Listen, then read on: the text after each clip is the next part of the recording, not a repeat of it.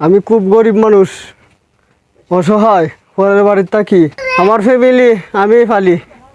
আমার মাও অসুস্থ, এখন আমি খামাইদার। আমি এখন অসুস্থ হয়ে গেছি গা, এখন আমি অপারেশন করার টাকা পাইতেছি না। এখন আপনারা যদি সাহায্য করতেন কিছু টাকা পয়সা, তাহলে আমি বাঁচতাম। আপনাদের কাছে আল্লাহর রাস্তে চাই, আপনারা সাহায্য করুন আমারে।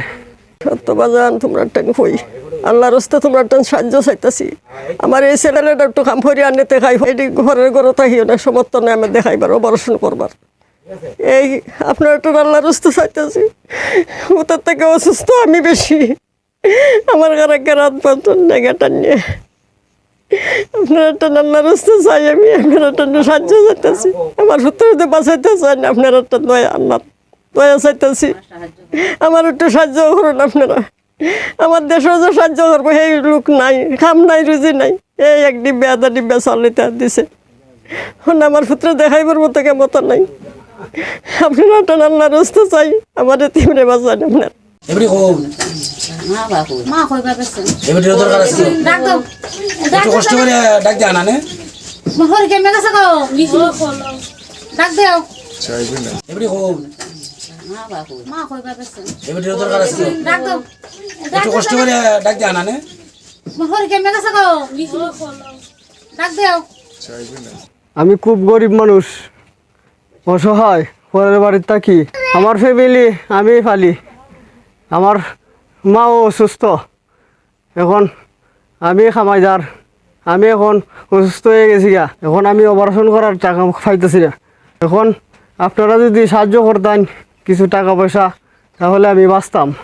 আপনাদের কাছে আল্লাহর রাস্তে চাই, আপনারা সাহায্য করুন আমারে। সত্যবাজান তোমরা টান হই আল্লাহর রাস্তে তোমরা টান সাহায্য চাইতেছি। আমার এই ছেলেটা একটু কাম করি আনতে খাই, এটি ঘরের ঘরে থাকিও না, সমর্থনে আমি দেখাইবার অপারেশন করবার। এই আপনার একটু আল্লাহর রাস্তে চাইতেছি।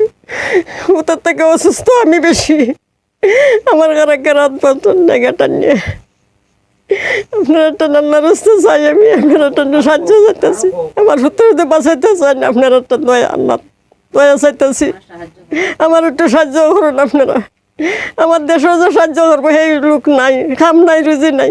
এই এক ডিব্বে আধা ডিব্বে চালিতে দিছে, আমার পুত্র দেখাইবার মতো কেমত নাই।